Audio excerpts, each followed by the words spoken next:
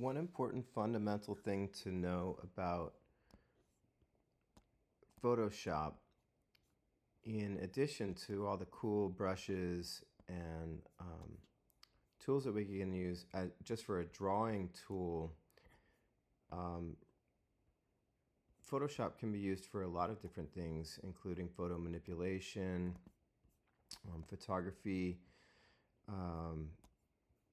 text, layout design, all kinds of different things.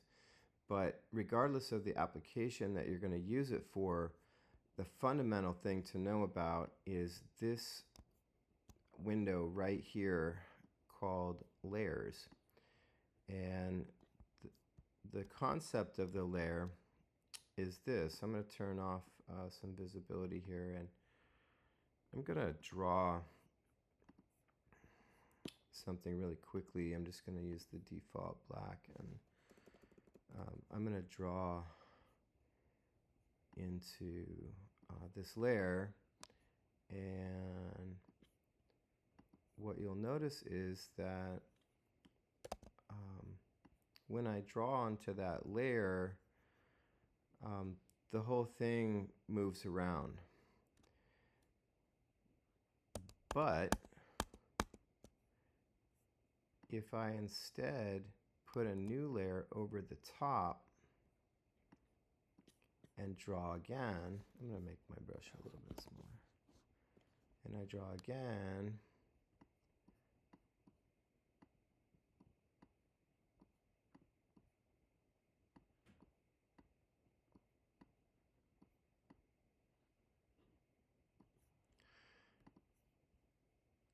I can move this object around without affecting the object below. And that gives me a lot of possibility, because then I can change the position or the order of things. For example, if I take this layer and put it above this photograph that I brought in, now I can move this text around over the top of this other layer, and I can adjust all the parameters of it.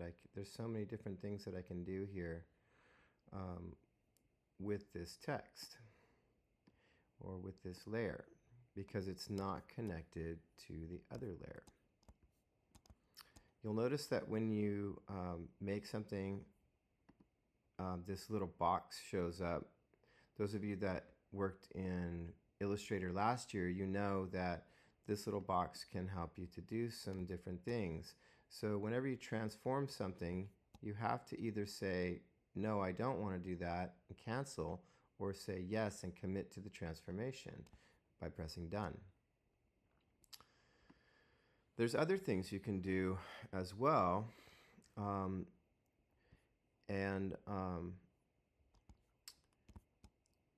You can put lots of different layers together. In this particular case, I am drawing over the top of this photograph.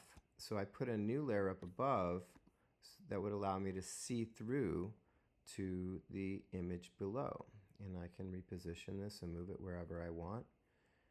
And one thing to note about this layer is I have locked it, and you can click the lock right here to adjust whether that can be moved or not. Now I can't interact with that anymore, and if I click on this space, I'm selecting the layers above it. Now if I turn that off, I won't be able to interact with anything because the visibility is not there. So this little eye toggles the visibility of the layer.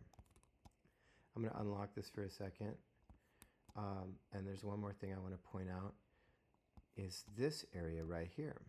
So in this area, I have the opacity lowered.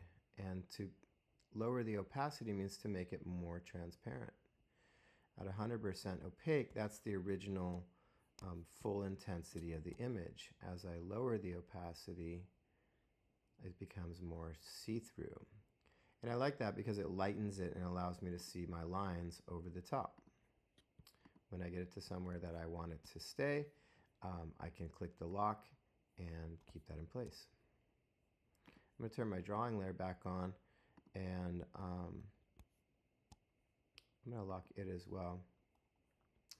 By putting this layer in between, I can draw into the layer below without affecting the layer above. I'm going to reposition this just a little bit. I can see it's off just a touch. I'm just using the arrow keys to move this around right now, and then I'm going to lock it down again. This layer right here, let's play with this for a second. So I just started to draw into here, and I'm making a copy of this. I'm going to use it in a different art project. I'm going to just make this and then duplicate it, and I'm going to have something I can play around with. But something that we can see here is each layer has this setting right here, and this is what are called blending modes. And blending modes allow the layer to interact with the layer below it in different ways. So watch as I hover my cursor over these different blending modes. You'll see this one's called darken, multiply. You can see it become darker and interact with the colors below.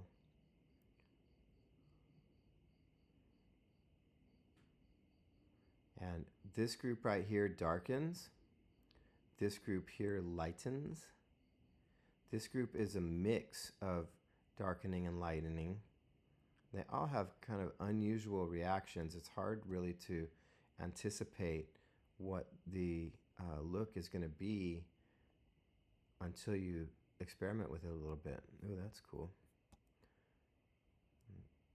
So you can come up with all kinds of different interactions with the layers by using blending modes. And you can control the opacity from here. These switches at the top show you can isolate different types of layers. There are photograph layers. So if I toggle this, I'll see photograph layers. I'll see adjustment layers. In this case, we won't talk about adjustment layers right now, but there's no layers that are adjustment layers. Type layers, there's no type layers here. There's no path layers, and there's no layers that match smart objects right now. But what we do have is a bunch of image layers, and so we see all of those. If you find that you can't find things on the layers, just click this button right here and turn that off, and you'll see all of your layers. That's it for right now about layers. Oh, no, let's talk about one more thing down here. You can add new layers from here.